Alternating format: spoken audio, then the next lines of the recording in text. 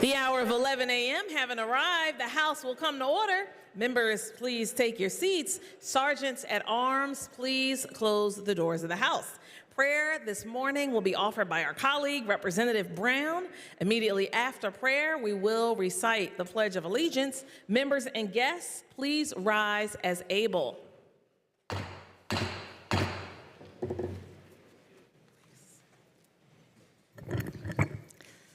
Dear Heavenly Father, I thank you for this day and for all assembled here today. We know that you have called us all here for a special purpose, and I pray that we not worry about whose side we're on, but instead remember that we are all on your side. May we keep Christ in our hearts always and show him to the rest of the world by leading with love.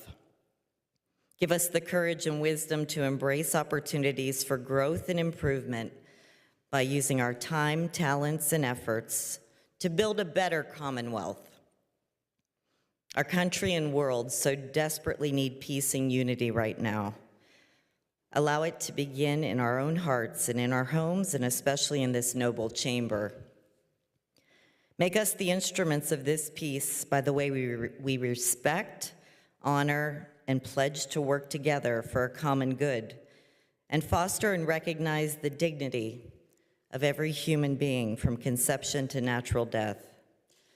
Finally, for Cancer Action Day today at the Capitol, I pray that you would be with all those suffering from the evil of cancer, like my nephew, Tony, and bring them and their families peace and hope for a cure one day. We ask all of this in Jesus' name, amen. I pledge allegiance.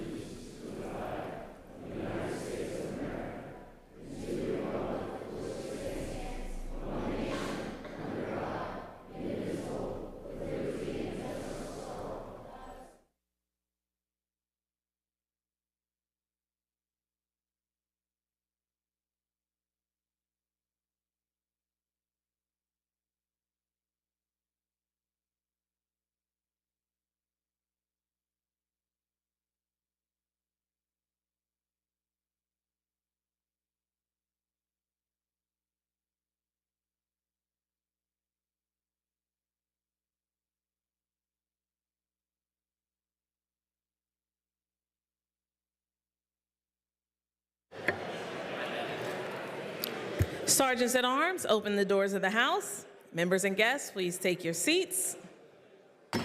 Without objection, the approval of the Journal of Monday, May 6, 2024 will be postponed until printed. Colleagues, if you can take your seats so we can acknowledge our guests this morning.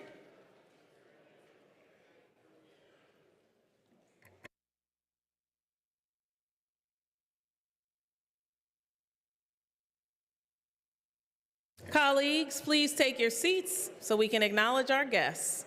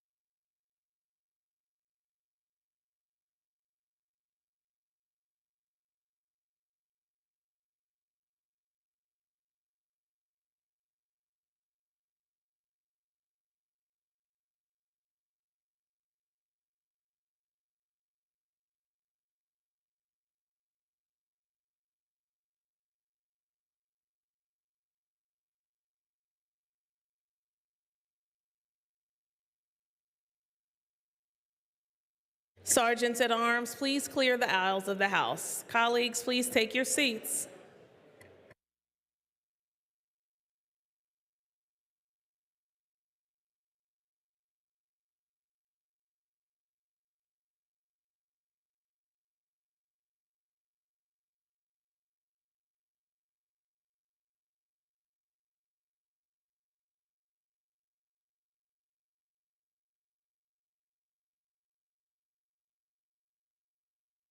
Our colleague that serves Delaware and Chester County has some of his youngest constituents in the gallery this morning. We are pleased to welcome the 4th grade class from St. Thomas the Apostle School, which is located in Glen Mills in Chester County, Pennsylvania. Representative Williams, let's welcome your guests this morning. Please stand, children.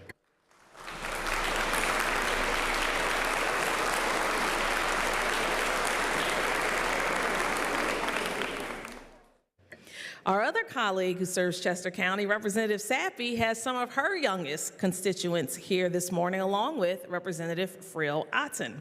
The Downingtown West High School students, who are the members of the Hype Club and the Downingtown Communities That Care, are with us in the gallery. These students are here today to advocate around tobacco resistance and to address the youth vaping crisis. Downingtown Hype Club students, please stand. Thank you for advocating and being here today.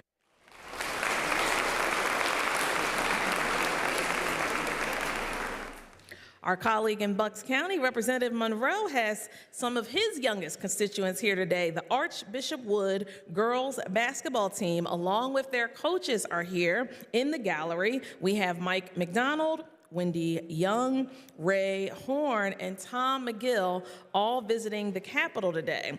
Archbishop Wood girls team won their 4th consecutive state title and their 9th overall championship, averaging 60 points a game. These girls have shown their dedication, hard work, and discipline, and presented a great reward very recently. Would these champions please stand? Congratulations.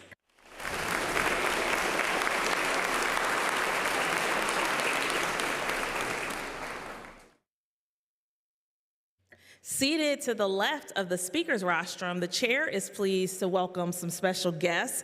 I'm very excited to have who was my representative for most of my life in the United States House of Representatives here today. He's a former member of the United States House of Representatives. He's a former member of the Pennsylvania State Senate, and he's also a former member of these Pennsylvania House of Representatives. It's with great honor that I welcome back to the Hall of the House a member who was in this body from 1983 until 1988 and served across the building in the upper chamber from 1989 to 1994 until going down to Congress, where he served us faithfully until 2016. Former Representative, state and federal, Shaka Fattah. Thank you for being here today.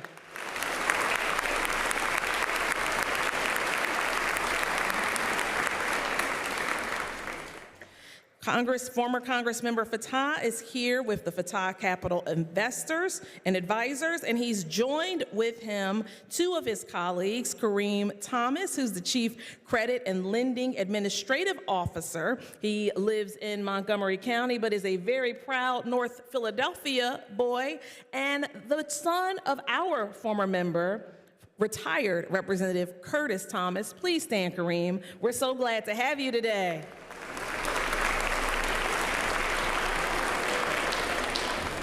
With Kareem is his colleague, Elizabeth Franz, who is the Senior Director and the Philadelphia Market Leader of the Reinvestment Fund, the largest community development financial institution in the Commonwealth of Pennsylvania that's invested over $300 million in community and economic development projects all throughout the Commonwealth of Pennsylvania. Elizabeth, please stand. Welcome.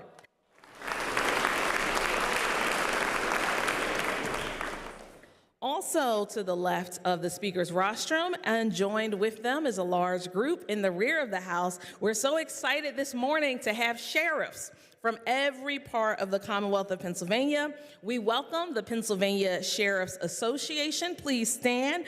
To my left, we have Sheriff Ray Geringer. He's the executive director. And also to my left, please stand, we have the sheriff where I also serve, Delaware County, Jerry Sanders, the first African-American elected to be sheriff in Delaware County. Would all the sheriffs rise? Welcome to the floor of the House.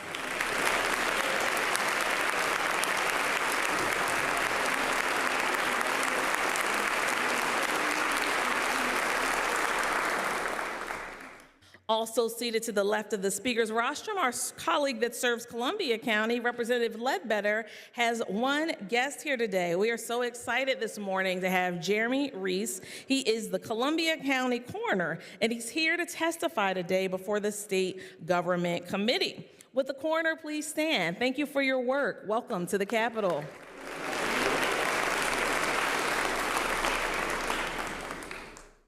Also seated to the left of the speaker's rostrum, our colleague that serves Fayette, Representative Krupa, has Hayden Chips along with her parents here today, Ed and Amanda Chips. Hayden is the Pennsylvania 2023 Bituminous Coal Queen. She's here with the other Bituminous Coal Committee members. Would you all stand? Congratulations, Hayden. We're so proud of you.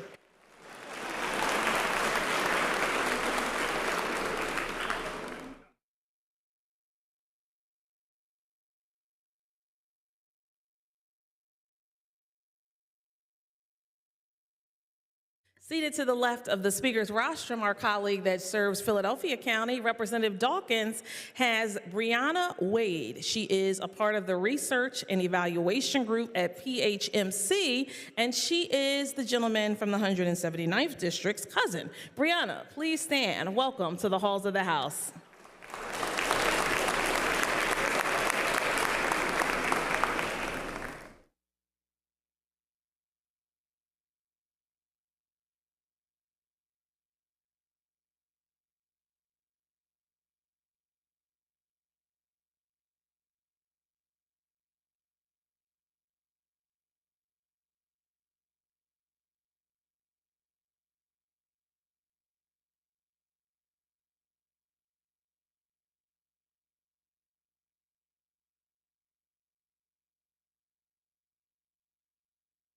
In the back of the House, we are so excited to welcome back to the House.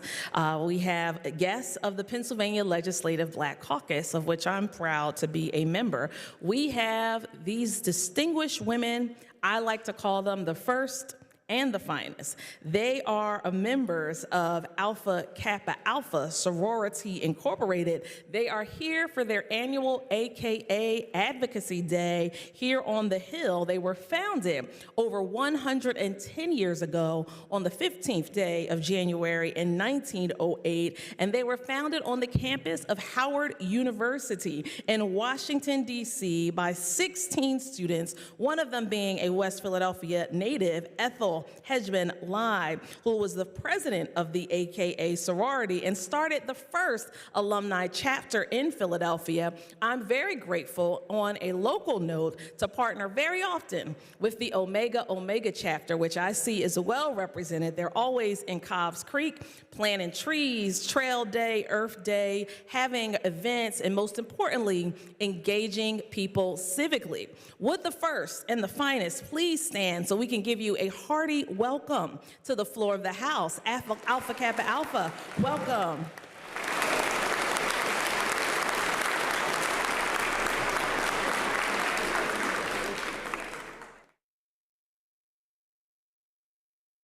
In the back of the House, we also have guests from our colleague who serves Luzerne County. Our Representative Pashinsky has brought to the floor of the House the students from the Scranton School for Deaf and Hard of Hearing Children. This is a nonprofit, tuition-free school located in northeastern Pennsylvania. They provide a variety of academic, extracurricular programs to students who are either deaf or hard of hearing. They're from their birth all the way to the 8th grade. They have students from all over northeastern Pennsylvania, including our colleagues, Representatives Mullins, Donahue, Kozarowski, Haddock, and Pashinsky have children from their communities that all benefit from the school. While we ordinarily would clap to welcome our guests, I'm going to encourage every member to lift your hands in the air and do an applause through American Sign Language. Colleagues, let's welcome these guests.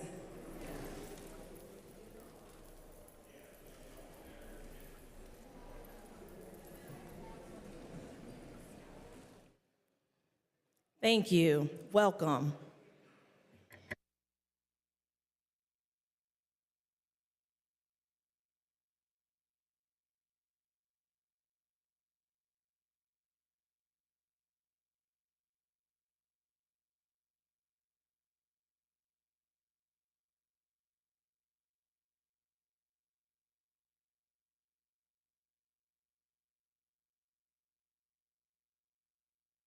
We have some students who've just joined us in the gallery. Our colleague that serves Fayette, Representative Warner, has students from the Fraser Middle School. They're in Harrisburg today, visiting all the way from Fayette County. With the Fraser Middle School students, please stand. We're so glad to have you today.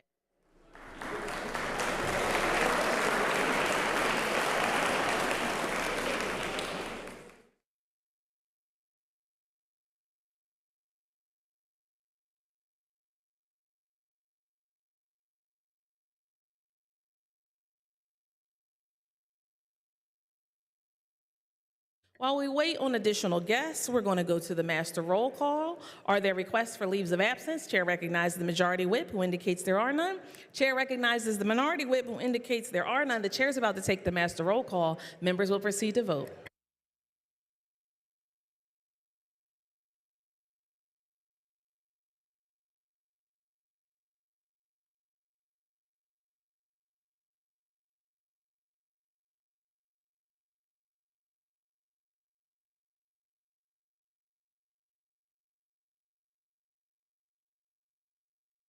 Have all the members voted? Have all the members voted?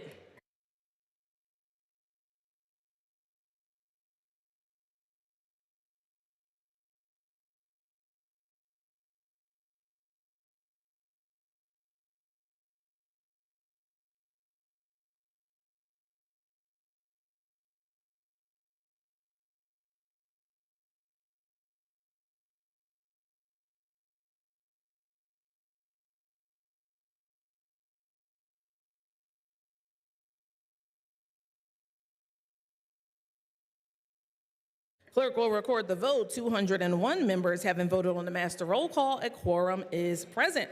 Also in the gallery, our colleague who serves Chester County, Representative Sappy, has residents from the Kendall Crosslands community. They are located in the mushroom capital of the world in Kennett Township.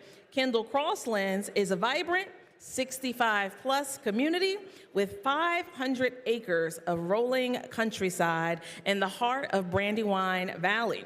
The Kendall Crosslands Group is here today advocating for Ceasefire PA. Welcome, wisest neighbors from Chester County. We're so glad to have you.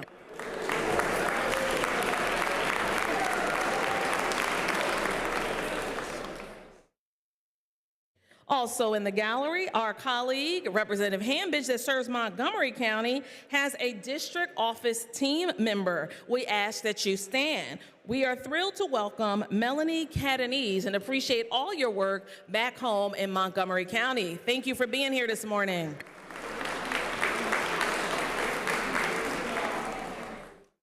House will briefly be at ease.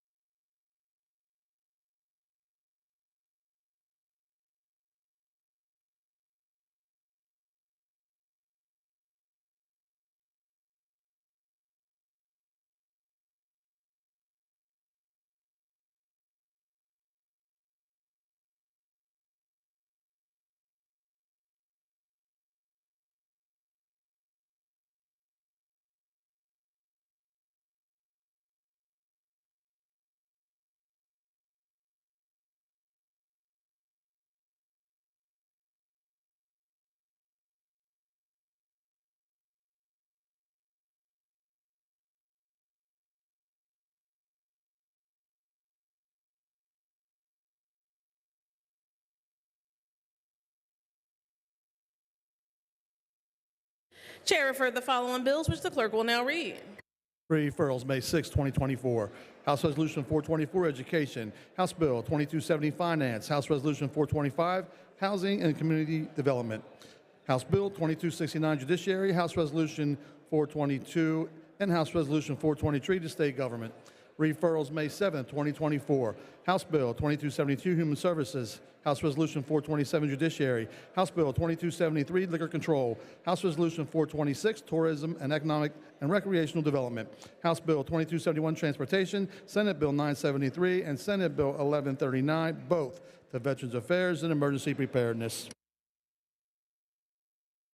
Chair recognizes Representative Hill Evans, Chair of the Committee on State Government, who reports the following bill. House Bill 1926, reported as committed. Will the House agree to the bill as agreed to? The Chair recognizes Representative Hill Evans, Chair of the Committee on State Government, who reports the following resolution. H.R. 410, reported as committed. Will the House agree to the report as agreed to? Chair recognizes Representative Burns, Chair of the Committee on Professional Licensure, who reports the following bills.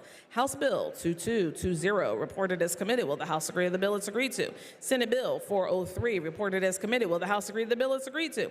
Senate Bill 559, reported as committed. Will the House agree to the bill as agreed to? Senate Bill 560, reported as committed. Will the House agree to the bill? It is agreed to.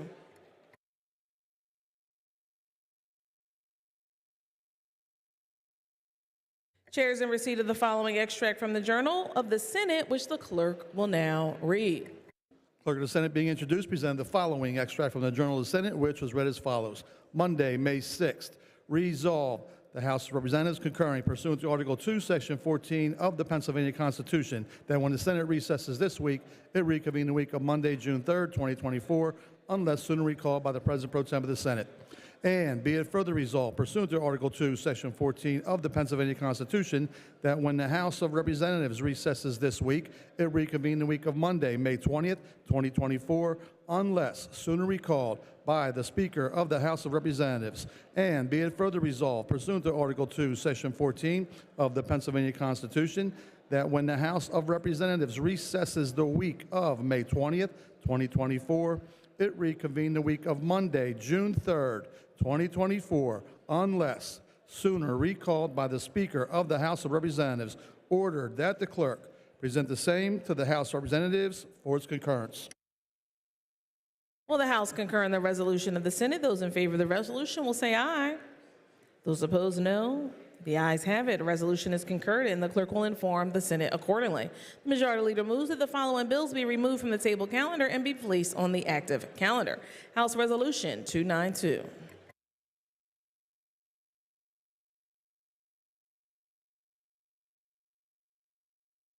The Chair recognizes the Majority Caucus Chair, Representative Schlossberg, for a few announcements.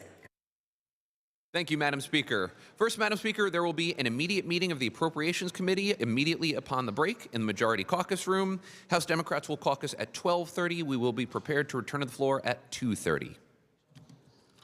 Chair thanks the gentleman. Chair recognizes the gentleman, Representative Dunbar, for a caucus announcement. Thank you, Madam Speaker. Republicans will caucus at 1 o'clock. Republicans will caucus at 1 o'clock. Thank you, Madam Speaker. Chair thanks the gentleman. Chair recognizes the gentleman, Representative Schweier, for a committee announcement. Thank you, Madam Speaker. The House Education Committee will meet immediately in Room 60 of the East Wing to consider the following two bills, House Bill 851 and House Bill 1367, and any other business, ma'am, that may come before the committee. Chair thanks the gentleman. The House will stand in recess until 2:30 p.m. unless sooner recalled by the Speaker.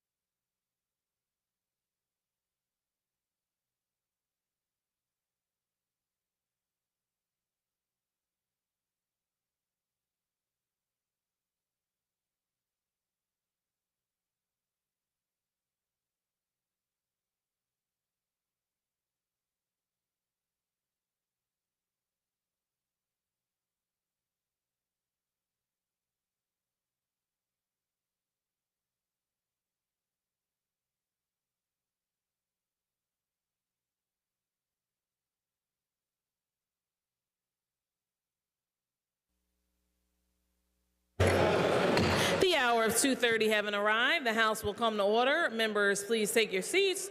Chair recognizes Representative Harris, Chair of the Committee on Appropriations, who reports the following bills. House Bill 335, re-reported as committed. Will the House agree to the report it's agreed to? House Bill 1615, re-reported as committed. Will the House agree to the report it's agreed to? House Bill 1626, re-reported as committed. Will the House agree to the report it's agreed to? House Bill 2206, re-reported as committed. Will the House agree to the report it's agreed to? House Bill 1632, re-reported as amended. Will the House agree to the report? It is agreed to. Chair recognizes Representative Dawkins, Chair of the Committee on Labor and Industry, who reports the following bills. House Bill 2247, reported as committed. Will the House agree to the bill? It's agreed to. The Chair recognizes Representative Schweier, Chair of the Committee on Education, who reports the following bills. House Bill 851, reported as amended. Will the House agree to the bill? It's agreed to. House Bill 1367, reported as amended. Will the House agree to the bill? It is agreed to.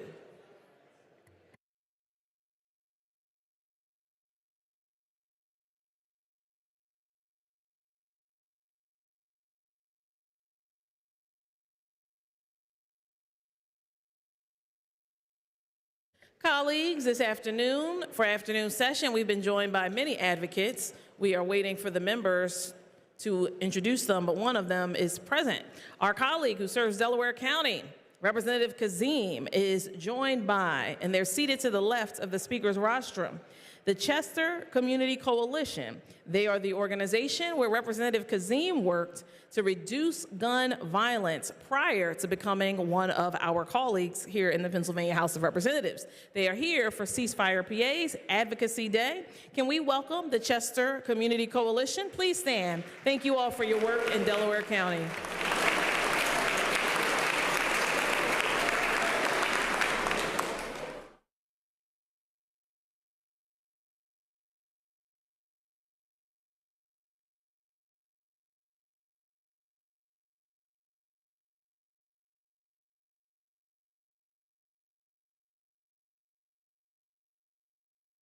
Chair recognizes the Majority Leader, who calls up House Resolution 292, printers number 2537, on page 1 of Supplemental Calendar B. Clerk will read a summary of the resolution. A resolution recognizing the week of May 12th through May 18th, 2024 as National Hospital Week in Pennsylvania, introduced by Representative Kathy Rapp. Will the House agree to the resolution?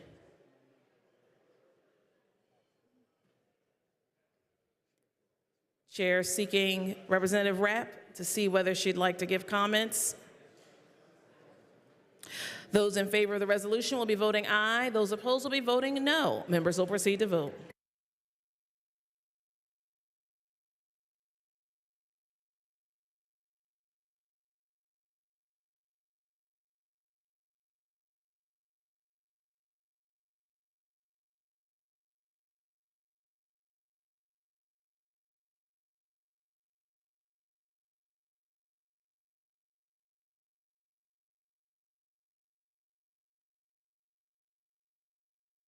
Have all the members voted? Have all the members voted?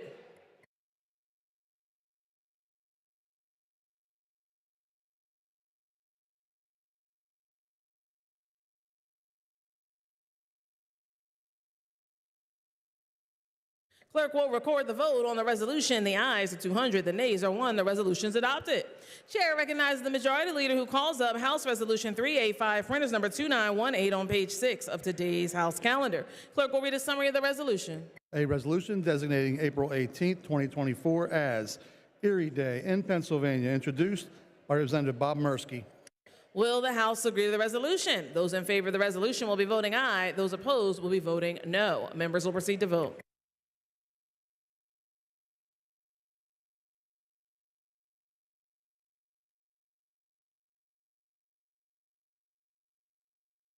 Have all the members voted? Have all the members voted?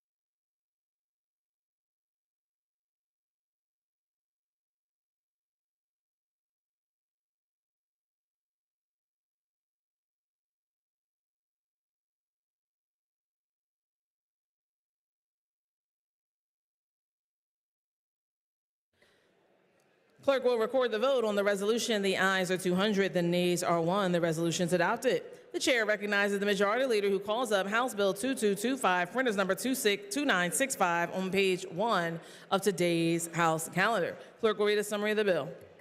This bill establishes a Rural Population Revitalization Commission. Will the House agree to the bill? It's agreed to. Colleagues, if I can have your attention, we do have another group of guests, and the member is present.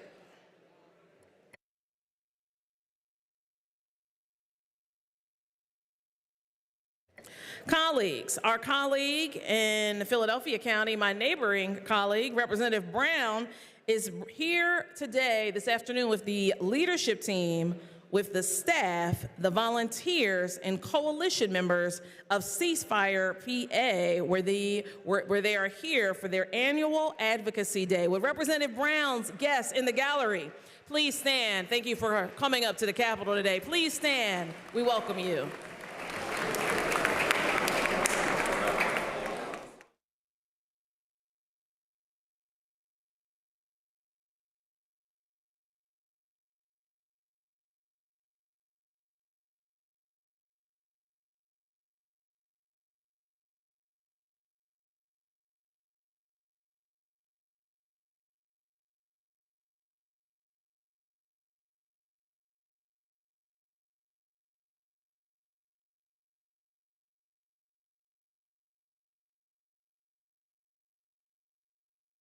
Chair recognizes the majority leader who calls up House Bill 2225, printers number 2965, on page 1 of today's House calendar. Clerk will read a summary of the bill.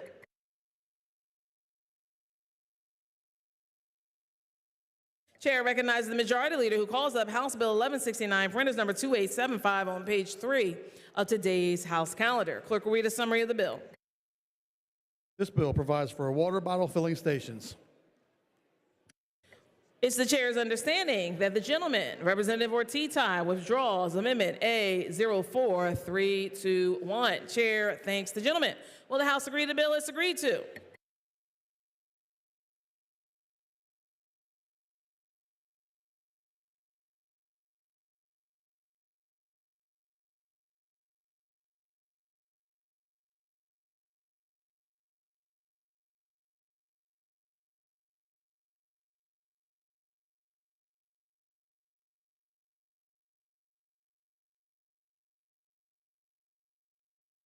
Chair recognizes the majority leader who calls up Senate Bill 277, printers number 0241, on page 1 of today's House calendar. Clerk will read a summary of the bill. This bill restructures the Board of Directors for the Center of Rural Pennsylvania. Will the House agree to the bill?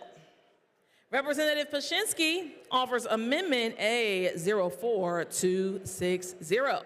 Will the House agree to the amendment? On that question, the chair recognizes the maker of the amendment, the gentleman from Luzerne County, the majority chair of Agriculture, Representative Pashinsky.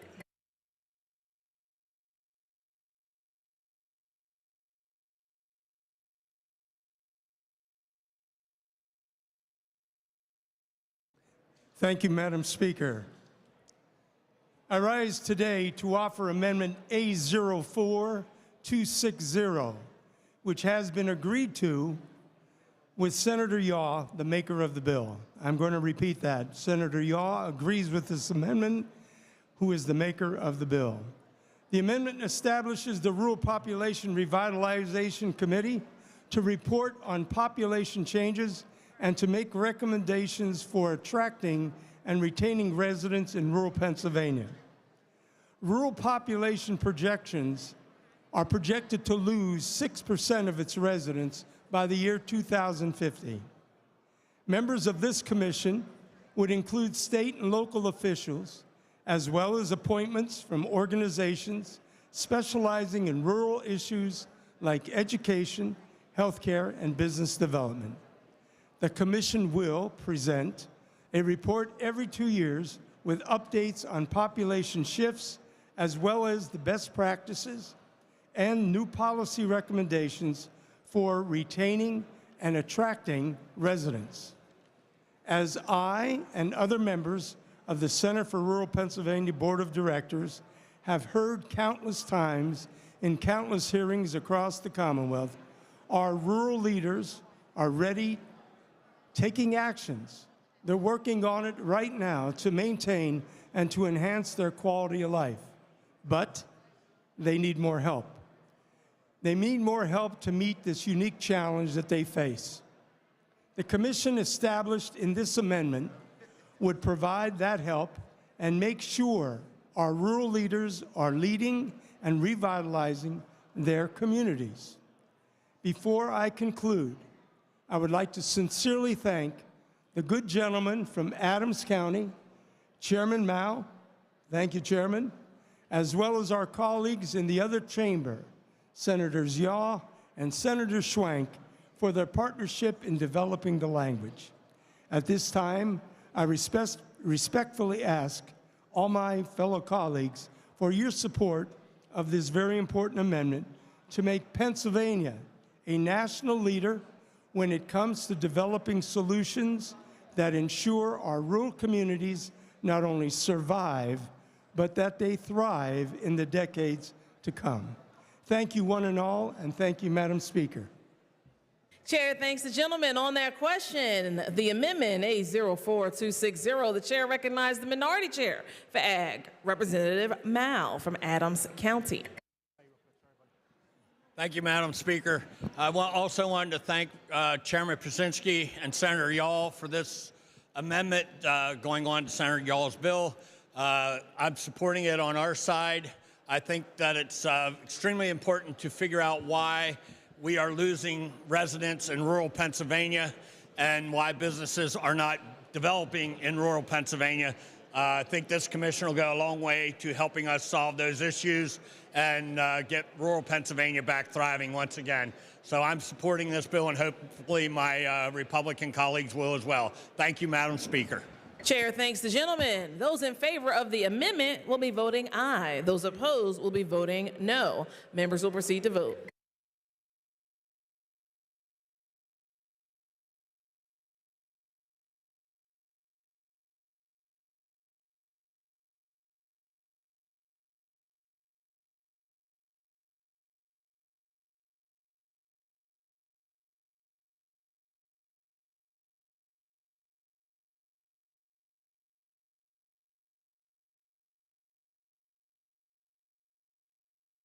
Have all the members voted? Have all the members voted?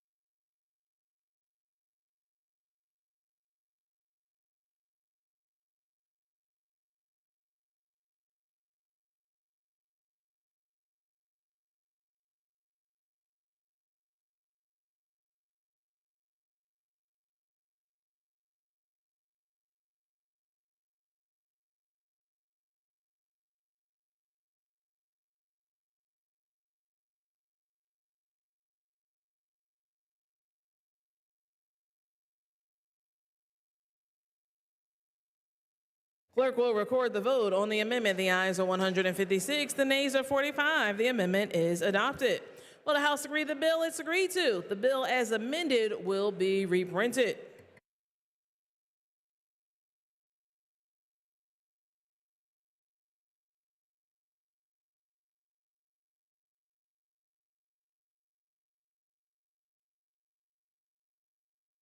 The chair recognizes the majority leader who calls up House Bill 2017, printers number 2746 on page 2 of today's House calendar. Clerk will read the summary of the bill. This bill amends Title 50 to provide protections for minors using social media and imposing penalties.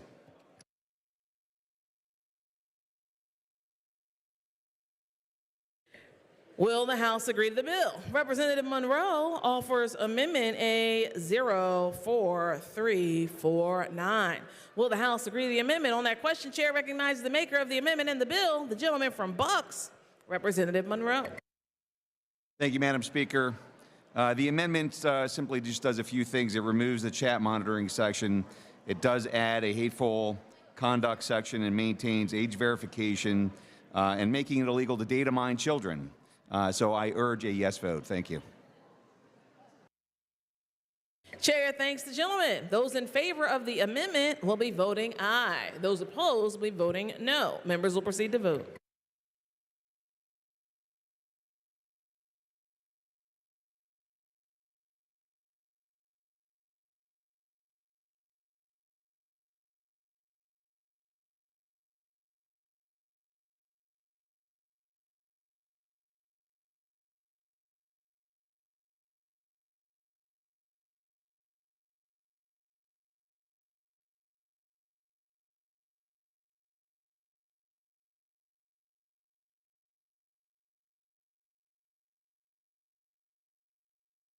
Have all the members voted? Have all the members voted?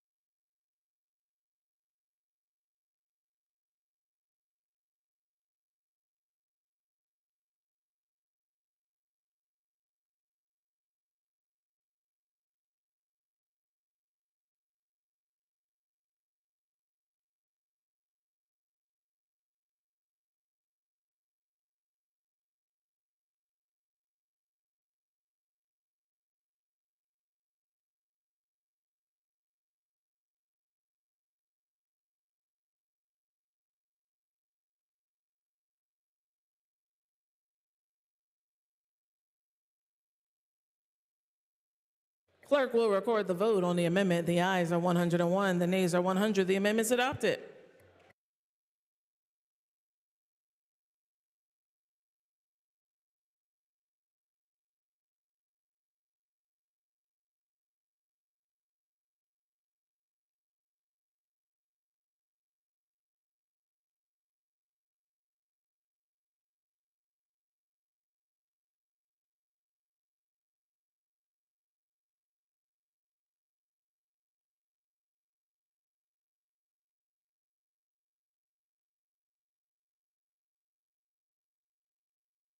For what purpose does the gentleman from Montgomery County, the floor leader, Representative Bradford, rise?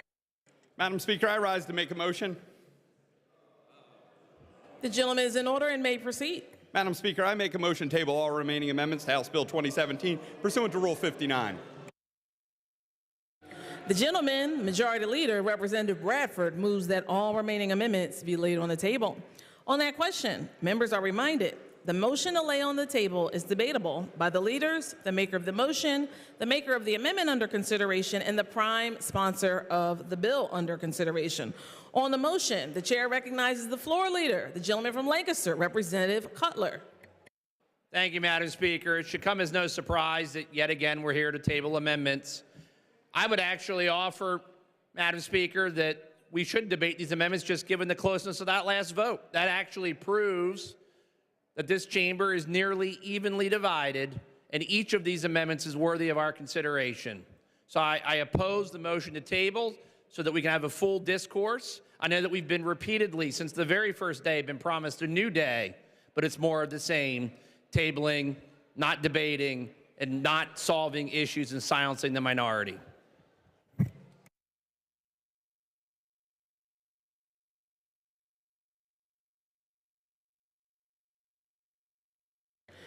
Those in favor of the motion to table will be voting aye. Those opposed will be voting no. Members will proceed to vote.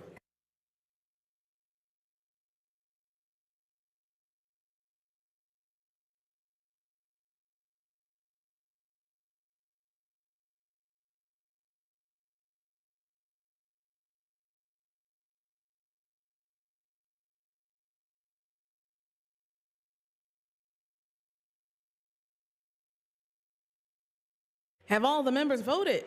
Have all the members voted?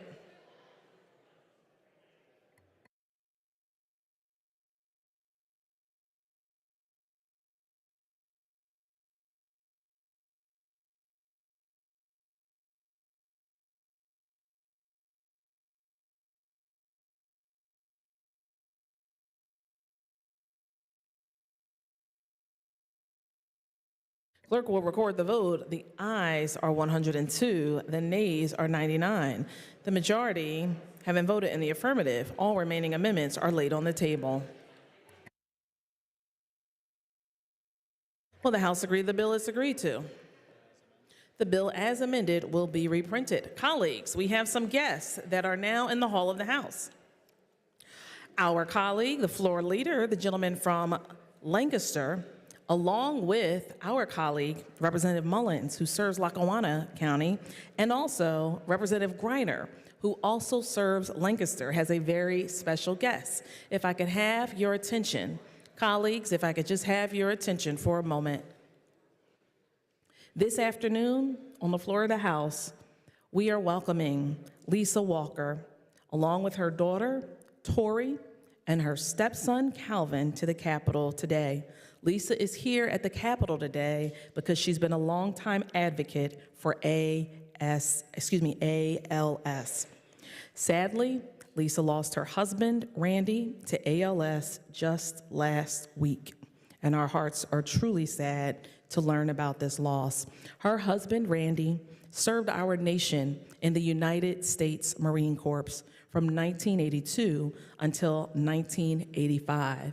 He began his battle with ALS in 2014, and he remarkably was able to survive the 10-year milestone with this very serious disease. His final actions included advocating for so many others in the office of his Congressmember, Lloyd Smucker, in Washington, D.C. Colleagues, let's pray for this family and let's give them a hearty welcome to the floor of the House.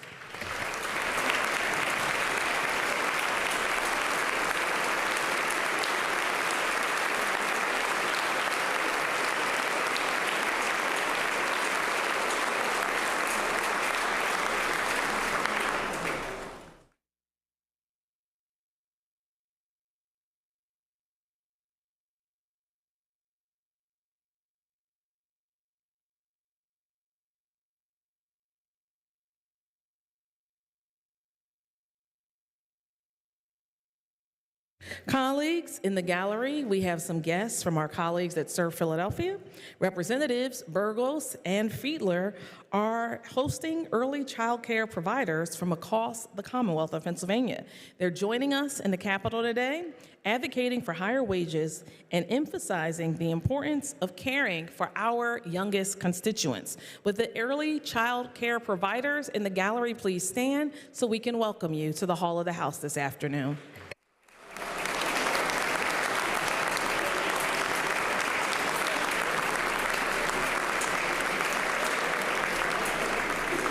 The House will temporarily be at ease.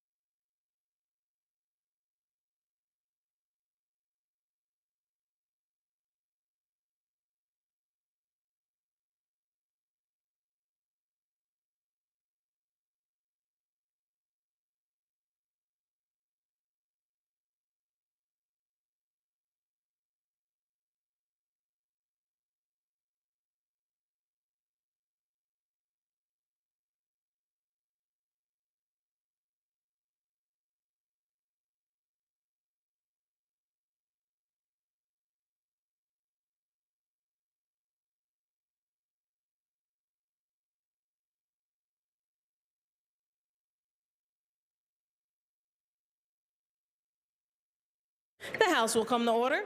The chair recognizes the majority leader who calls up House Resolution 414, printers number 3025 on page 7 of today's House calendar. Clerk will read a summary of the resolution. A resolution designating May 7, 2024 as Cancer Action Day in Pennsylvania to identify the burden of cancer and urge the advancement of legislation in support of cancer prevention, detection, and treatment throughout this Commonwealth. Introduced by Representative Jordan Harris.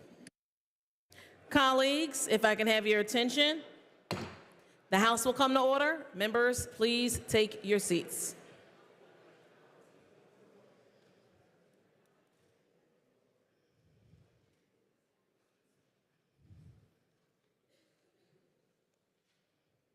Will the House agree to the resolution? On that question, the chair recognizes the maker of the resolution, the gentleman from Philadelphia, Majority Chair of Appropriations, Representative Harris. Thank you, Madam Speaker. Madam Speaker, today I rise to support House Resolution 414, which is the Cancer Action Day resolution.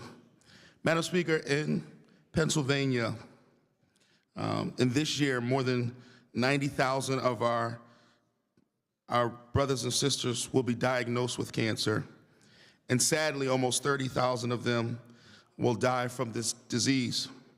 Pennsylvania has the highest cancer incidence and mortality rate than the national average. Madam Speaker, many of our colleagues in this chamber have either personally dealt with the disease, have had family members to deal with the disease, and have sadly lost relatives to the disease. And some of us are dealing with it right now. Madam Speaker, we can do so much more as a Commonwealth to deal with cancer. And many of that starts with screening. So today, many of us stand here raising awareness around cancer, the need for screening, and the need for more awareness for this disease that has affected far too many of us in this Commonwealth and in this country. I ask my colleagues to support House Resolution 414. Thank you, Madam Speaker. Chair thanks the gentleman. Those in favor of the resolution will be voting aye. Those opposed will be voting no. Members will proceed to vote.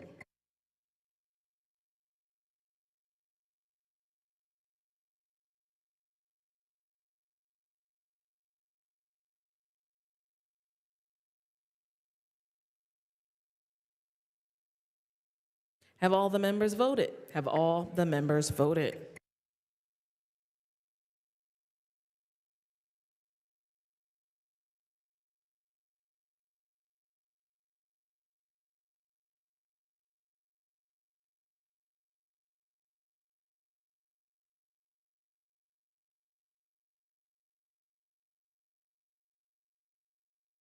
Clerk will record the vote on final passage of the resolution. The ayes are 199, the nays are 2. The resolution is adopted.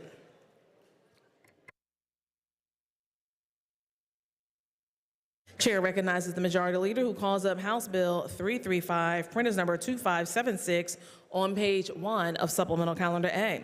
Will the House agree the bill is agreed to? The clerk will read the title and a brief description of the bill. This bill bans future sales and purchases of accelerated trigger activators. This bill has been considered on 3 different days and agreed to. The question is, shall the bill pass the House finally? On that question, the chair recognizes the maker of the bill, the gentleman from Montgomery County, Representative Sanchez. Thank you, Madam Speaker. Madam Speaker, I rise today to ask my colleagues to support House Bill 335. House Bill 335 adds accelerated trigger activators to the list of offensive weapons in Section 908 of Title 18. Madam Speaker, accelerated trigger activators like bump stocks and Glock switches accelerate the rate of fire of a semi-automatic firearm to simulate the rate of fire of a machine gun. Madam Speaker, firearms equipped with these accelerated trigger activators can expel as many rounds as a machine gun. Machine guns have been strictly regulated in America for almost 100 years. Madam Speaker, an accelerated trigger activator was the weapon of choice in the largest and deadliest mass shooting in modern American history, where 58 people were murdered and over 400 injured at a country music festival in Las Vegas. Like other prohibited weapons of war, bombs and grenades, accelerated trigger activators need to be treated like the machine guns they simulate. Many other states and the federal government have taken actions to prohibit accelerated trigger activators, including bump stocks, and those actions were taken by Republican governors and the former president. Madam Speaker, this issue should not be a partisan issue. We can all come together today and take a stand to make our communities safer. Madam Speaker, I implore the members to vote yes. Thank you, Madam Speaker. Chair thanks the gentleman. On that question, Chair recognizes the gentleman from Lawrence County, Representative Bernstein.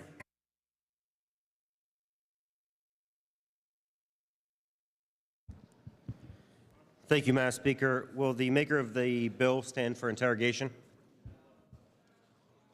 The gentleman declines. Okay.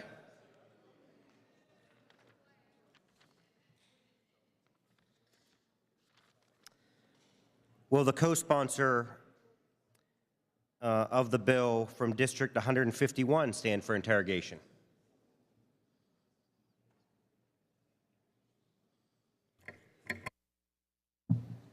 Nope.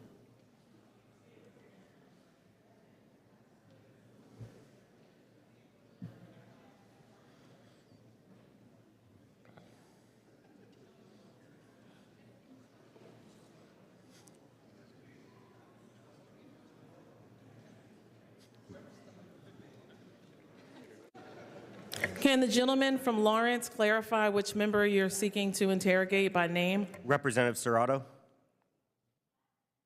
The gentlelady declines. Serrato? Okay. Will the other co-sponsor of the bill, Representative Cerisi from the 146th, stand for interrogation?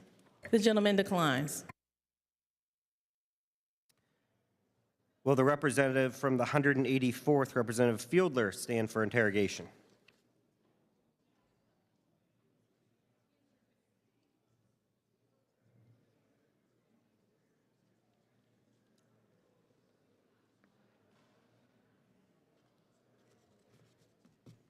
The gentleman's lines of question, it's becoming dilatory. I have to say it correctly. The line of question is becoming dilatory. The gentleman is able to speak on the bill, or the majority leader from the 70th legislative district is happy to take any questions that the gentleman has. Parliamentary inquiry. The gentleman is in order and may state his parliamentary inquiry. Thank you, Madam Speaker. Madam Speaker, is it not true that under our rules that members are permitted to ask whoever they would like to stand for interrogation, or is that limited in some manner?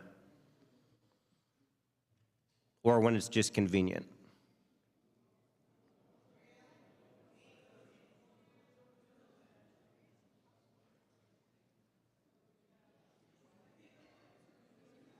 The gentleman is correct. However, for the information of the members, it became very clear that the members are not interested in answering the questions. However, the majority leader stood and is available to answer questions, or you may at this time speak on the bill. Parliamentary inquiry. You may proceed. Thank you, Madam Speaker. Madam Speaker, in what manner is that typically decided that individual members are refusing to stand for interrogation other than requesting if they are willing to stand for interrogation?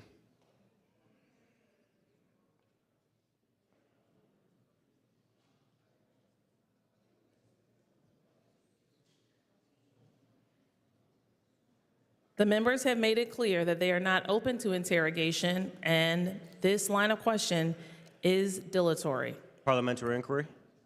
You may proceed.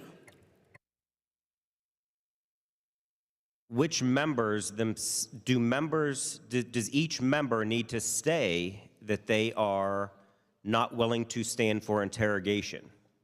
Or does the chair have the authority to make the ruling for members without them being questioned?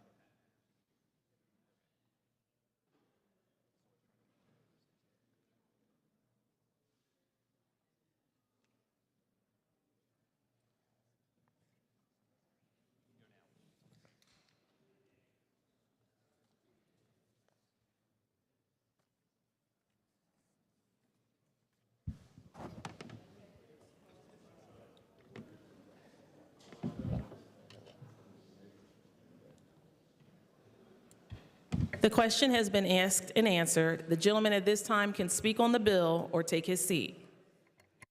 Thank you, Madam Speaker. Madam Speaker, unfortunately, I had a great deal of questions to ask of those that were involved in the making of the bill, including the sponsor of the bill, who I was unable to ask questions, and those that co-sponsored the bill, that the chair ruled chose, I guess the people didn't say that they didn't want to answer questions, but the chair ruled that they were not able to answer questions. So unfortunately, since it seems that we don't know what this bill even is, other than a violation of the Second Amendment, that I would urge a no vote on the legislation. Thank you, Madam Chair. Chair thanks the gentleman. On that question, the chair recognizes the floor leader before looking to see if any other members are seeking to be recognized at this time. With 2 ayes, do not see anybody else being recognized or seeking recognition. So I will turn to the floor leaders for the final part of this debate, final passage of House Bill 335. The gentleman from Lancaster. Thank you, Madam Speaker. Madam Speaker, I think it's important to remember comments that were just made yesterday regarding the debate on xylazine. During that debate, it was mentioned that putting xylazine on the Drug Control Act is a definition of insanity. We're doing the same thing over and over again, expecting different results. Those were the words that were used yesterday to describe a policy that someone disagreed with. Madam Speaker, I couldn't agree more on this proposal. This proposal actually, if you believe what is covered in the bill, is simply duplicating federal law. Federal law already covers this. It's called the National Firearms Act. It's been in place for decades. That's important. Madam Speaker, I understand the issues of gun violence. I understand the desire to blame an inanimate object, such as a firearm. And that's exactly what this bill does, and that's why it will not work. Madam Speaker, there are millions of responsible gun owners, not just here in the Commonwealth, but all across the country. Individuals who exercise their rights that are constitutionally guaranteed, and yet when a bill like this would come up that would potentially infringe on those rights, there are very few who would answer questions regarding the underlying impact of the bill as it is written.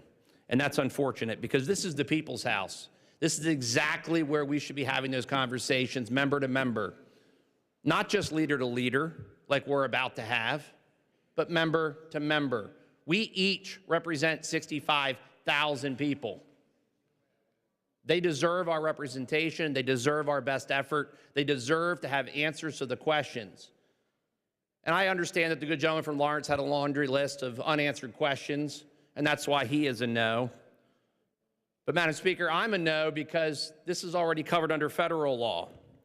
Now, if we want to do something that actually works, that is proven to have worked through years, look at the FBI crime statistics. Actually putting criminals in jail and prosecuting them is what works. Not creating new crimes, not covering and duplicating something that's already covered in federal law, and not creating a series of laws that confuse and potentially implicate, which was the very same argument for xylazine yesterday, innocent owners who already may have something that could, depending on interpretation, be covered by this bill. Madam Speaker, we owe it to our constituents to be clear and concise. This bill is neither. What we also owe to our constituents is answers to their questions, and they weren't provided. So, Madam Speaker, since this is already covered by the National Firearms Act and has been for some time, I urge a no vote. Let's prosecute the criminals who actually commit crimes with firearms, instead of giving them a revolving door at the front of the courthouse to go out and commit another crime. Chair thanks the gentleman. Chair recognizes the majority floor leader, the gentleman from Montgomery County, Representative Bradford. Thank you, Madam Speaker. I rise in favor of HB 335 because, like my colleague from Abington Township, we had the experience recently to meet with our district attorney in Montgomery County. He's a tough-on-crime, law and order DA, and there is no one who would doubt his bona fides in that regard. He is currently the head of the DA's Association, which I'm proud to mention supports this measure. And let me tell you, the good gentleman, and I respect the minority leader very much, he comes up with great reasons sometimes why we shouldn't vote for something, because that's already illegal. But here's the little rub. Let me tell you something. Local DAs can't prosecute federal crimes. So in Montgomery County, when a box of $50 cheaply made Glock switches showed up in a box from overseas, our local DA wasn't able to prosecute that.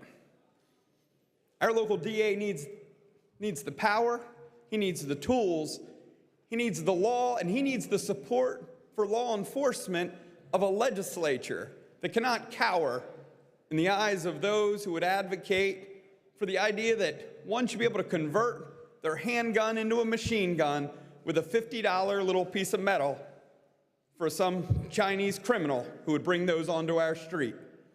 Let's stand for safety. Let's stand up for law enforcement. Let's make Pennsylvania a safer place. Let's vote yes on House Bill 335.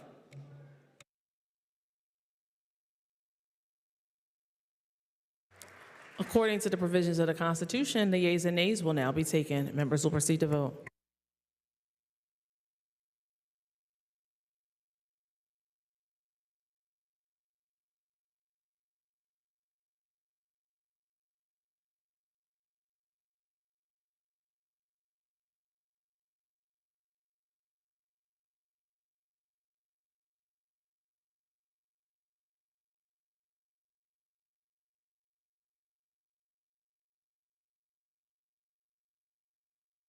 Have all the members voted? Have all the members voted?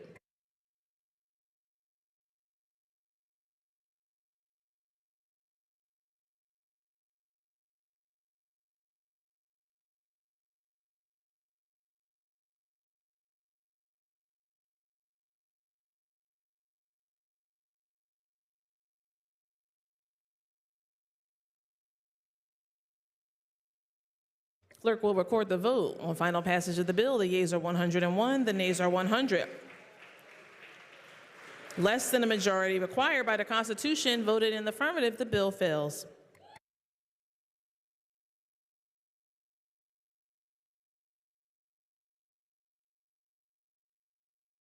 The chair recognizes the majority leader who calls up House Bill 1615, printers number 3016 on page 1 of Supplemental Calendar A. Will the House agree the bill is agreed to? The clerk will read the title and a brief description of the bill. This bill provides for minimum energy and water efficiency standards for certain products. This bill has been considered on 3 different days and agreed to. The question is, shall the bill pass the House finally? On that question, the chair recognizes the gentleman from Chester, Representative Lawrence.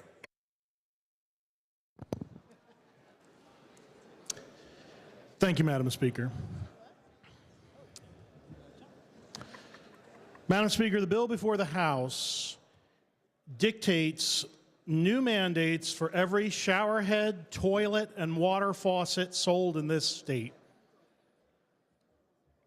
It restricts all showerheads sold in Pennsylvania to dispense nothing more than 1.8 gallons per minute in water flow. It limits faucets in public bathrooms to a half a gallon a minute. Half a gallon.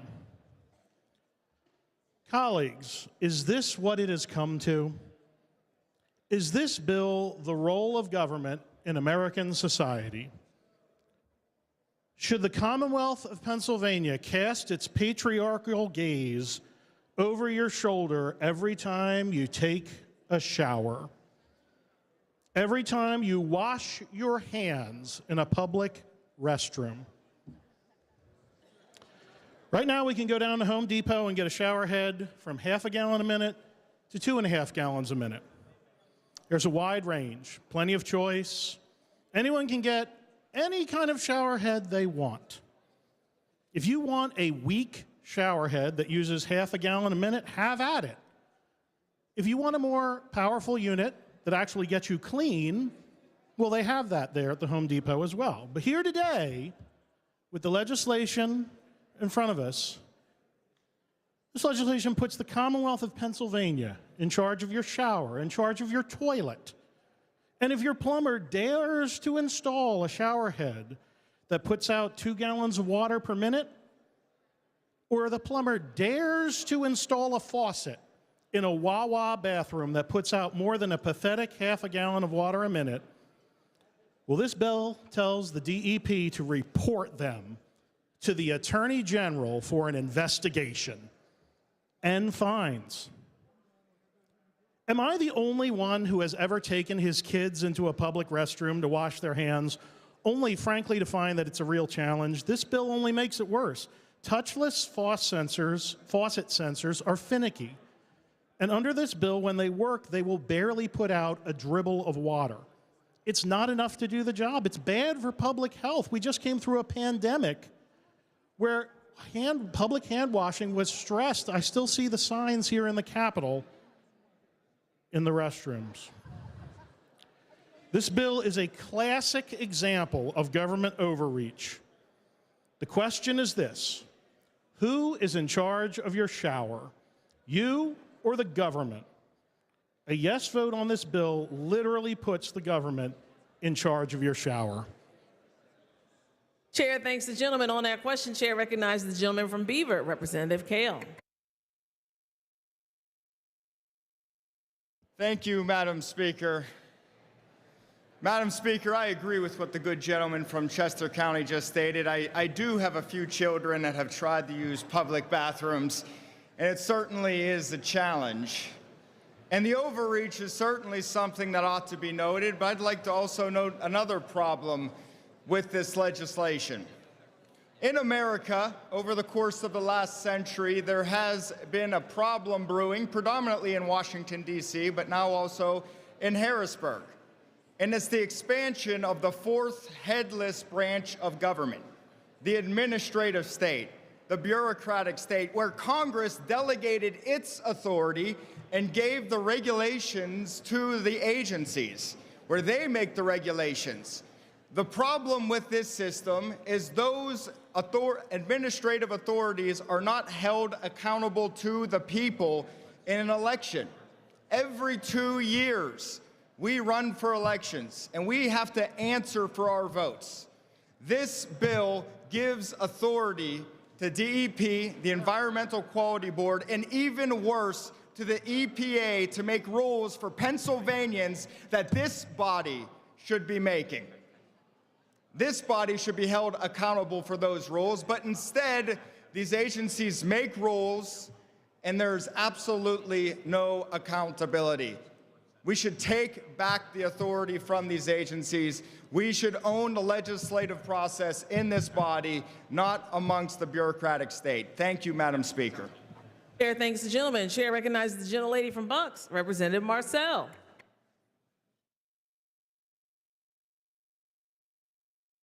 Thank you, Madam Speaker. I rise today to express my concerns with House Bill 1615 and how it will negatively affect Pennsylvania's consumers who are already reeling from inflation. Our families, seniors, neighbors, and small business owners are increasingly tapped out. They are struggling to afford the bare necessities, from groceries to energy and everyday purchases due to inflation. I recently read a news story that quoted a Pennsylvanian saying, gasoline is an astronomical and food is going up. You cut back on a lot of luxuries like dining out, movies, and sometimes even cut down on cable. This inflation thing is out of control. In general, many people are just living paycheck to paycheck. Pennsylvania's consumers are feeling the financial squeeze and don't need Harrisburg to create mandates for them to make their daily lives even more expensive. If this bill is put into law, it will make common home and commercial items more expensive. Our constituents are already struggling. Don't make it more expensive for people to live by raising costs on faucets, showering, gas fireplaces, fans, things that people need to use in their homes. Our constituents need us to lessen their burdens, but this legislation makes it more expensive for them to use their bathrooms and kitchens.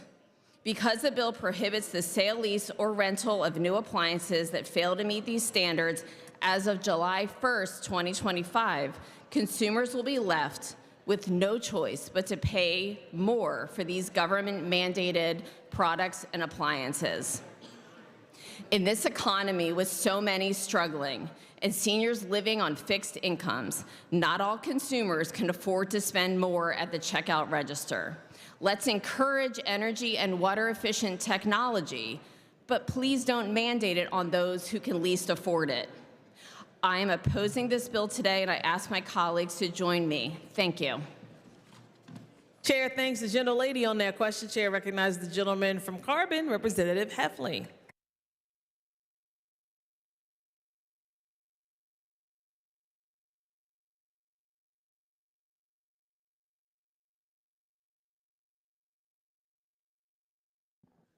Thank you, Madam Speaker. Madam Speaker, this legislation sets up the EQB, an unelected board of bureaucrats, to come up with efficiency standards for appliances. Then they're going to have the DEP go out and periodically inspect distributors and retailers and restaurants and our small businesses throughout our community to ensure that they're selling only EQB, bureaucratically approved appliances. They're going to tell you how to make toast. Madam Speaker, in the governor's budget address, he said he wants to compete with Ohio. With this bill, we can't compete with California.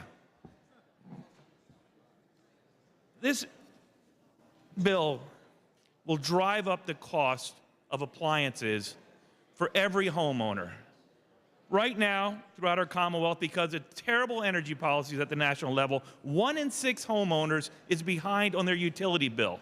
Now you're going to tell them they got to pay 20, 30, or 40% more to buy an oven that they don't want. We have a homelessness problem. We have an affordable housing shortage at crisis level in its Commonwealth, and now we're going to drive up the cost of every appliance. We're going to regulate gas stoves. At what point do we say you're no longer allowed to grill a hamburger on your gas grill in your backyard because your carbon footprint is too high? Madam Speaker, to quote one of my favorite movies, just when I thought we couldn't get any stupider, we succeeded. Vote no on House Bill 1615.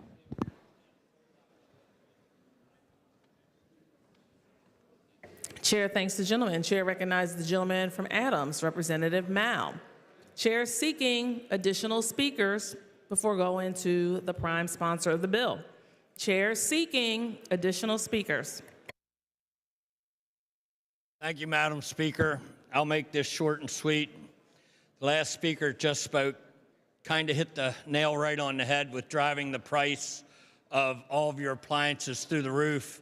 As a landlord, I can tell you, a few years back when they put all the environmental programs into effect for certain appliances such as water heaters now 2.5 to 3 times more expensive than what they were. Certainly not saying this to disparage anybody, but the Democrat Party is the party that's really supposed to care about the poorest people in this state. Do you think that the landlords are not going to increase the rent when they have to pay 2.5 to 3 times more for a washing machine, a dryer, a range, a water heater? These costs are all going to get passed on to the tenants. So why would we want to do that to some of the poorest people of our community? This is a bad bill. Please vote no. Thank you, Madam Speaker. Chair thanks the gentleman. Chair recognizes the gentleman from McKean, Representative Colzer. Thank you, Madam Speaker. Madam Speaker, I rise in opposition to this bill. The bill specifically directs the Environmental Quality Board and the Department of Environmental Protection to promulgate regulations relating to efficiency standards for a whole list of devices. Madam Speaker, I serve as a member of the Environmental Quality Board. It's no secret that the Environmental Quality Board is stacked by the administration and essentially does whatever the Department of Environmental Protection wants.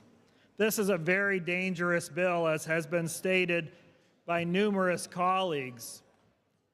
The bill requires, in addition to these standards, it requires that after July 1st, 2025, no new device may be sold, leased, or rented in Pennsylvania unless it meets these standards.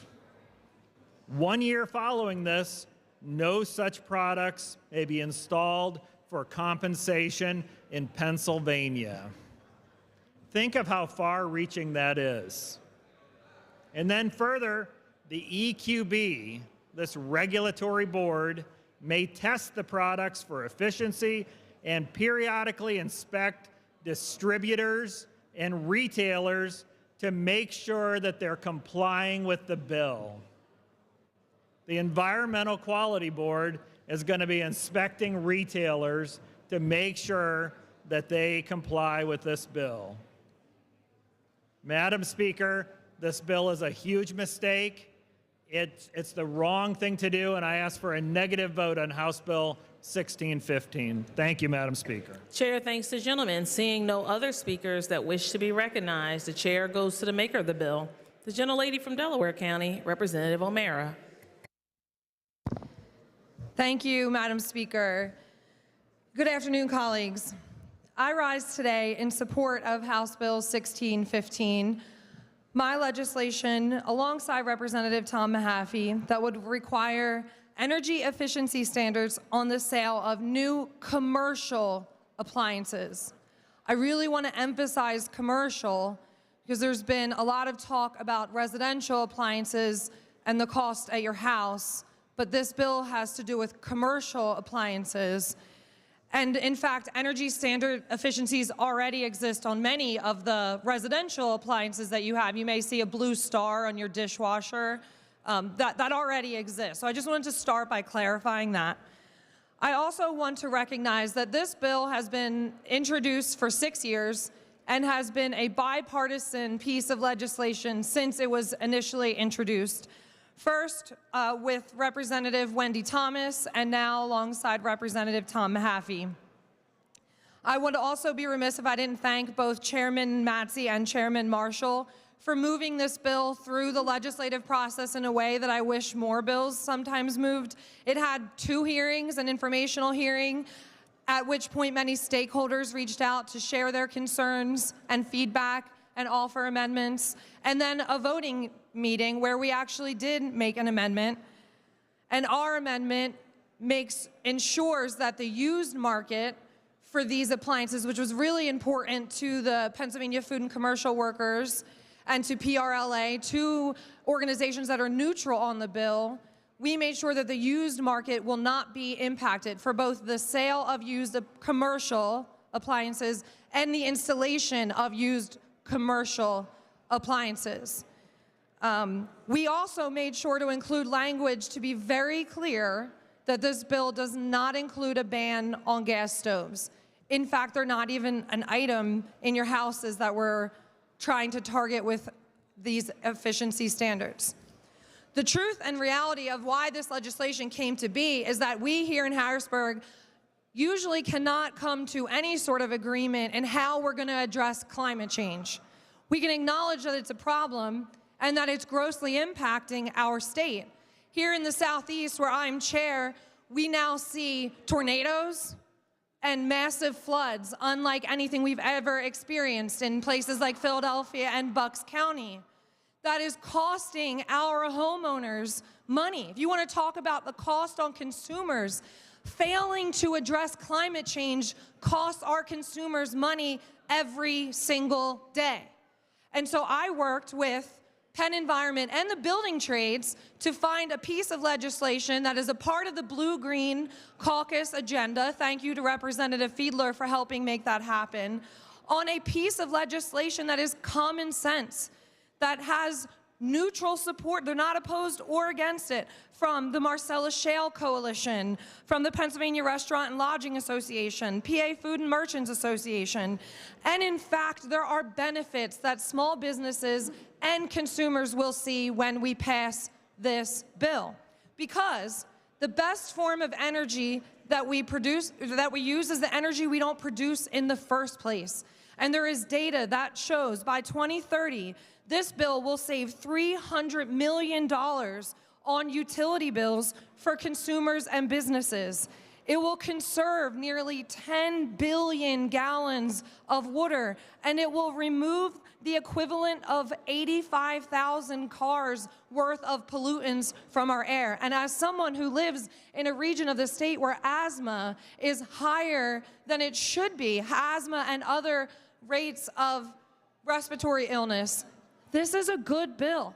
It's good for our wallets, it's good for our health, and it is a chance for us in Harrisburg to finally take a step towards addressing what I believe is one of the most pivotal issues that is going to impact my daughter and her children, climate change. I say all the time, there is no planet B. This isn't the solution to climate change, but it is certainly a very intelligent step in the right direction. Thank you, Madam Speaker. Chair thanks the maker of the bill. Agreeable to the provisions of the Constitution, the yeas and nays will now be taken. Members will proceed to vote.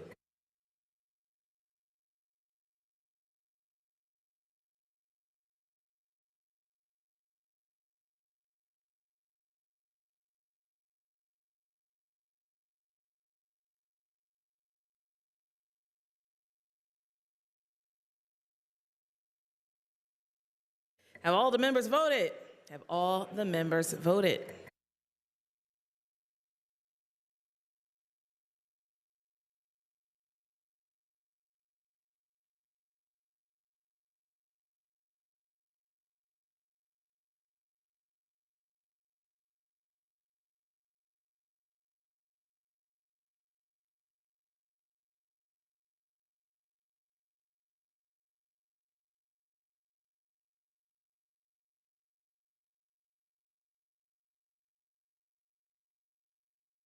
Clerk will record the vote on final passage of the bill. The yeas are 102, the nays are 99. Majority required by the Constitution having voted in the affirmative, the bill passes the House finally. Clerk will present the same to the Senate for concurrence. The chair recognizes the Majority Leader, who calls up House Bill 1626, printer's number 3057 on page 2 of Supplemental Calendar A. Will the House agree the bill is agreed to? The clerk will read the title and a brief description of the bill. This bill requires large employers to conspicuously display in the workplace a posting developed and provided by the Department of Military and Veterans Affairs that shares information about veterans' benefits and services. This bill's been considered on 3 different days and agreed to. The question is, shall the bill pass the House finally? On that question, the chair recognizes the gentleman from Erie, Representative Banta.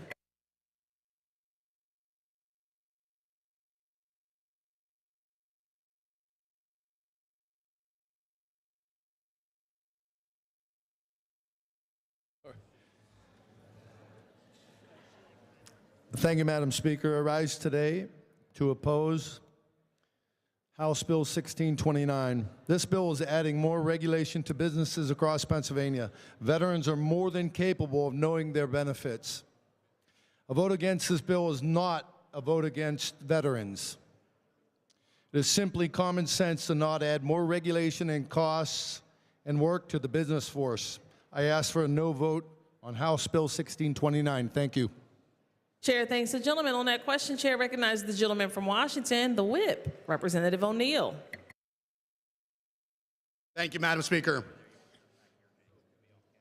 As a veteran, I certainly understand and appreciate the value of benefits offered and benefit programs offered throughout our Commonwealth to the veteran community. Prior to being elected, I also ran human resources for a mid-sized construction company out of Pittsburgh. And it's certainly true that employers have a lot of mandates of various policies and state and federal law that they must post at their workplaces.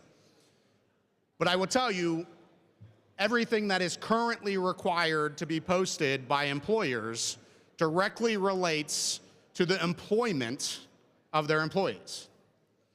This bill creates a new mandate that requires employers to post veterans benefits that have nothing to do with their employment. This is a bill, and we hear it here often on the House floor. This is a bill that is a solution in search of a problem. It's nothing more than a mandate, a new mandate on employers that won't solve any problems. And as I already mentioned, it's a mandate that has nothing to do directly with their employment. You know, one thing I consistently hear from the constituents of the 48th District is that government needs to get out of our way. And I'm afraid that House Bill 1626 does not help accomplish that goal. And as the good gentleman from Erie just stated, a no vote on this bill is absolutely not a vote against veterans.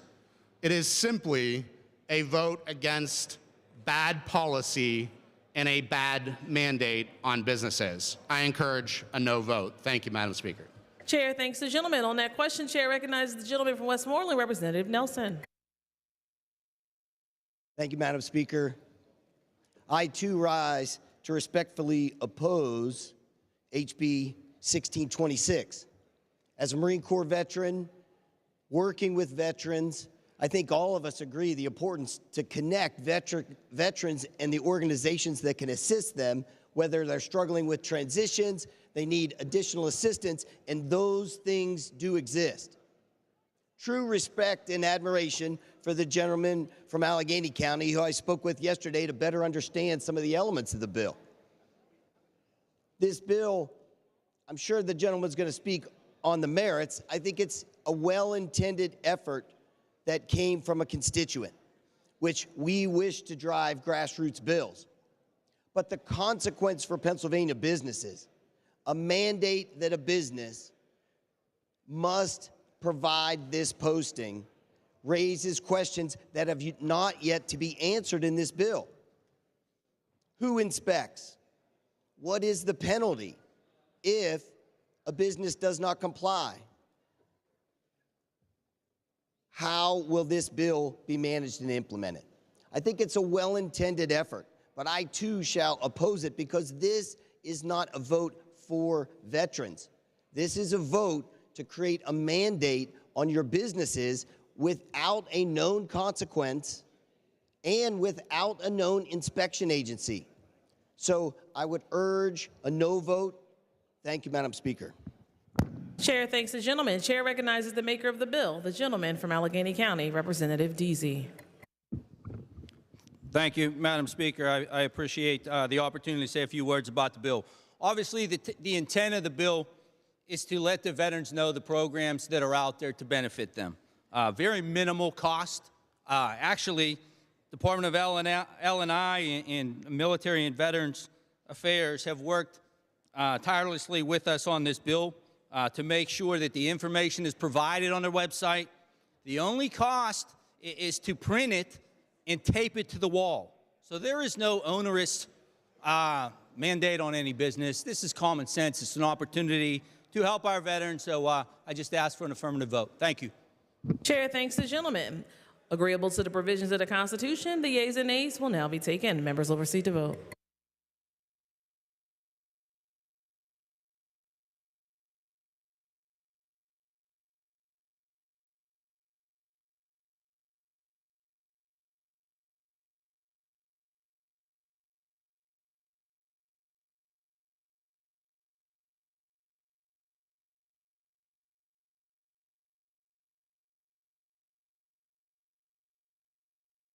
Have all the members voted? Have all the members voted?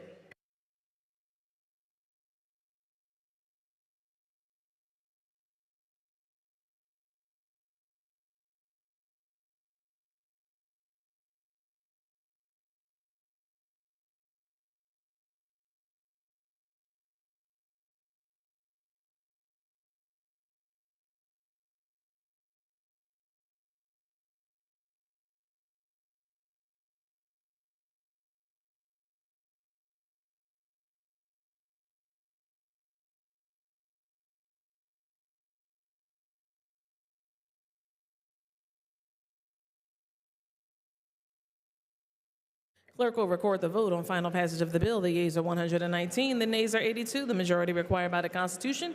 Having voted in the affirmative, the bill passes the House finally, and the clerk will present the same to the Senate for concurrence. The chair recognizes the majority leader who calls up House Bill 2206, printers number 2923 on page 2 of supplemental calendar A. Will the House agree the bill is agreed to? The clerk will read the title and a brief description of the bill.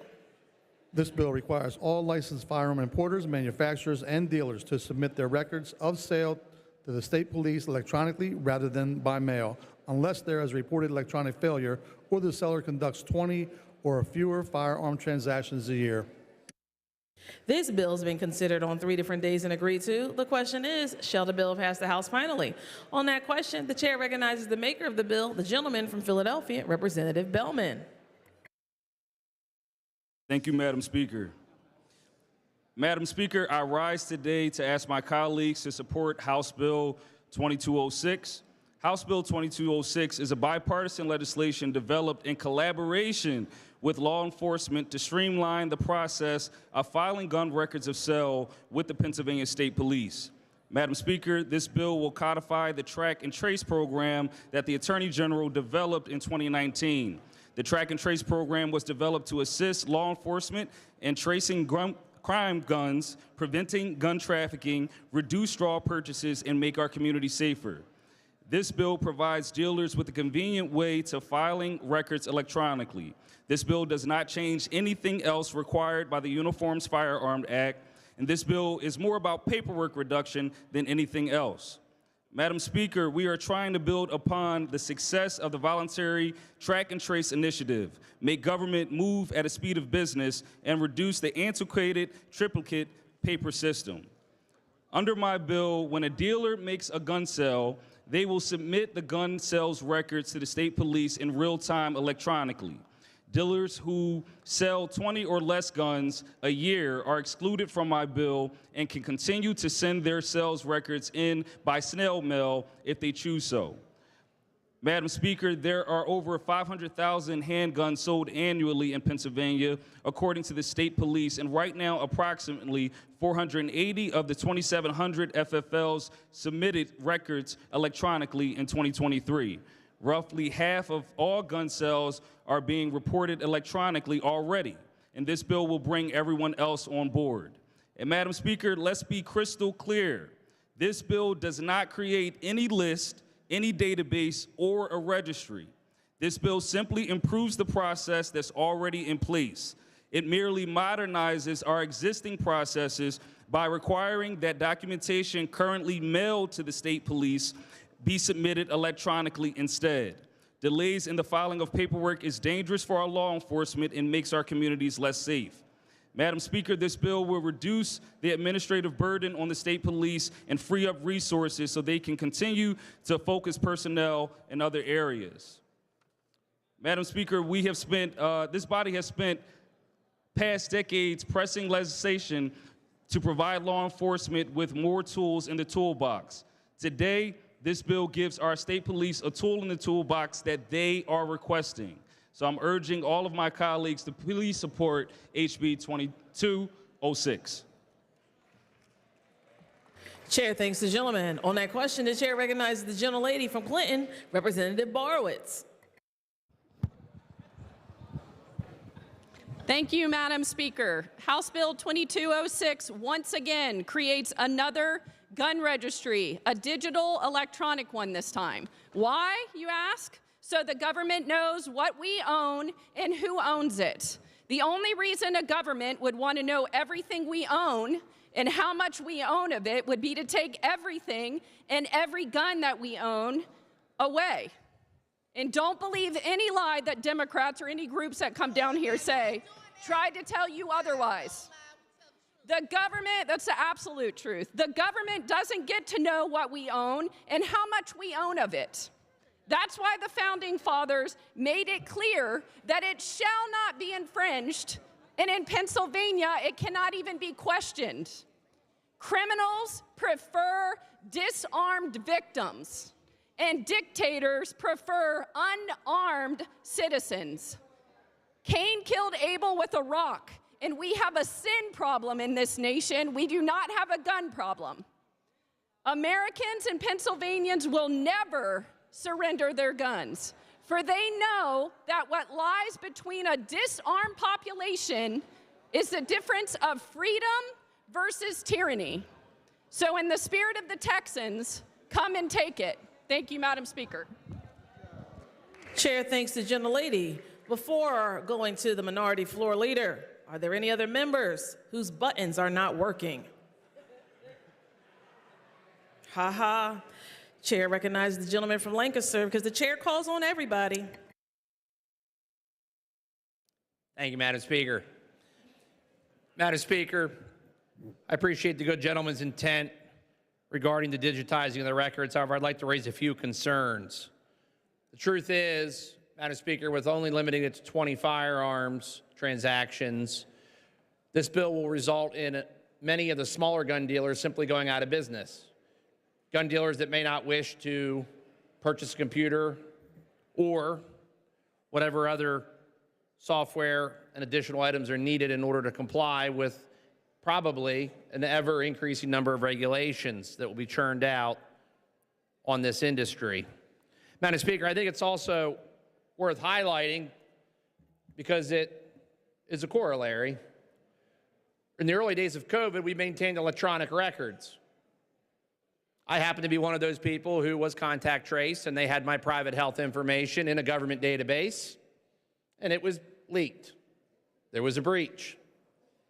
Madam Speaker, I recognize that some members may not like to utilize an older system, a paper system, but it is a little bit harder to get access to massive quantities of data when it's stored on paper as opposed to digital and can be copied at will. Madam Speaker, in fact, let's dive into a little bit of the gun statistics because I think it's important. I do. When you look at the city of the first class, they have approximately 12.1% of the state population, but truthfully, they have 47.3% of the firearm deaths in 2022. That is the most recent year that we have the data because the data does in fact lag. When you look at Pennsylvania State Police's annual report, I'd like to point out a problem in the current PICS check system. And it's important to recognize that currently 30 other states and the District of Columbia and 5 territories use the national NICS system as opposed to the state system. So what happens with this system that is solely ours and our responsibility? In 2022, again, the last year where we have the most complete data, 24,998 denials occurred with this homegrown system.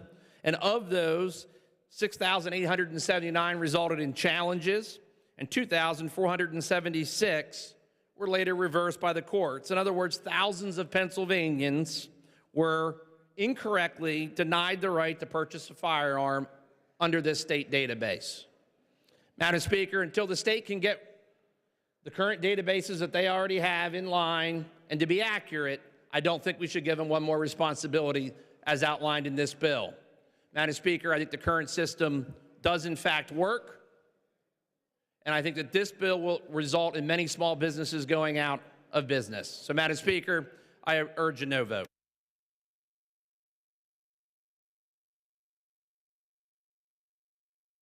Chair thanks the gentleman. Chair recognizes the gentleman from Montgomery County, Majority Floor Leader, Representative Bradford.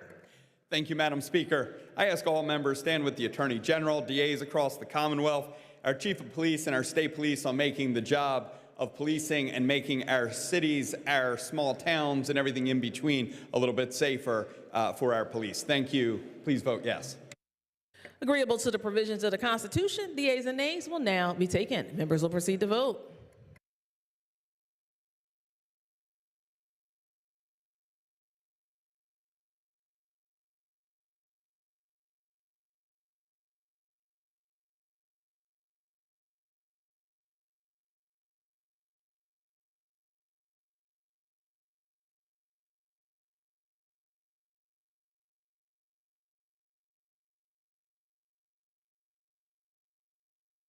Have all the members voted? Have all the members voted?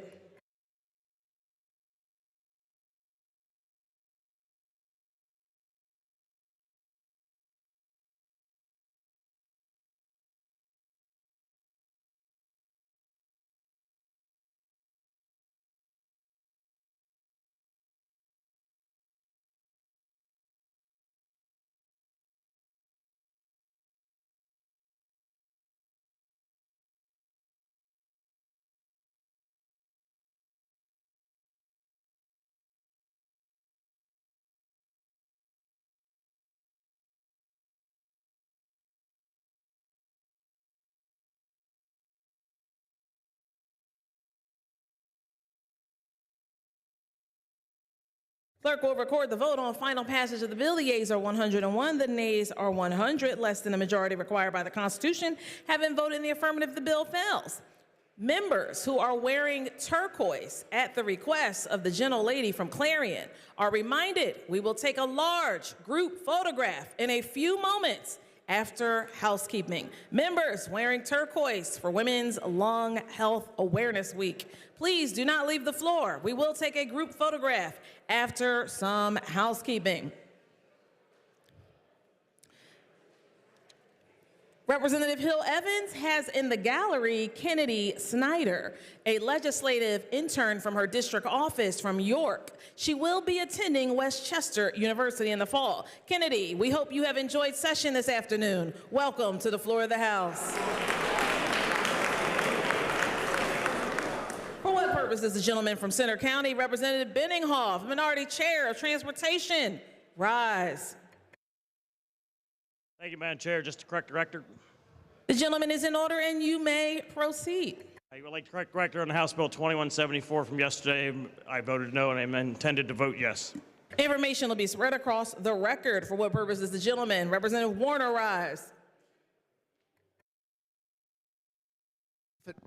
For a brief announcement, Madam Speaker. The gentleman is in order and may proceed.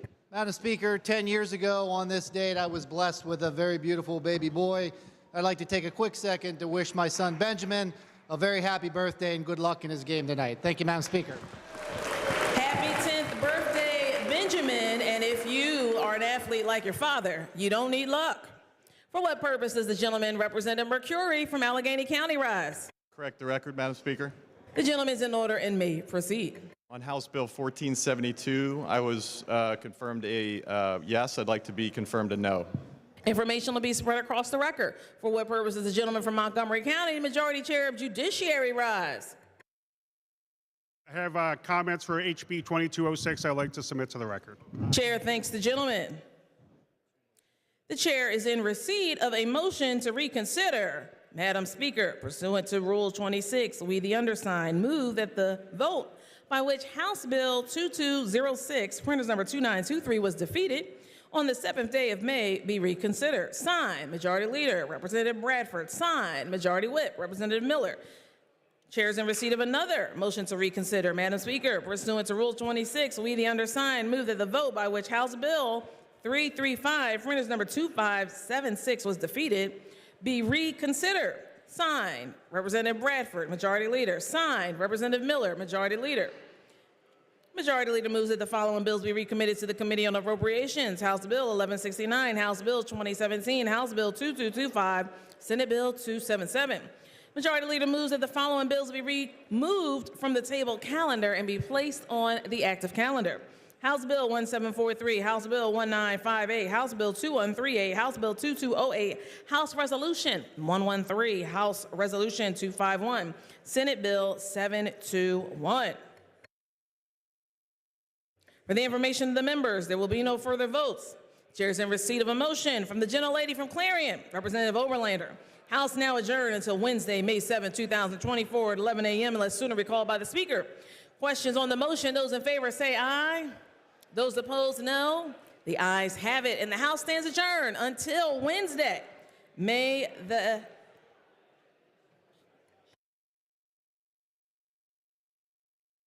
8th. It is not the 7th. The script is not right. Wednesday, May the 8th, 2024 at 11 a.m. unless sooner recalled by the Speaker.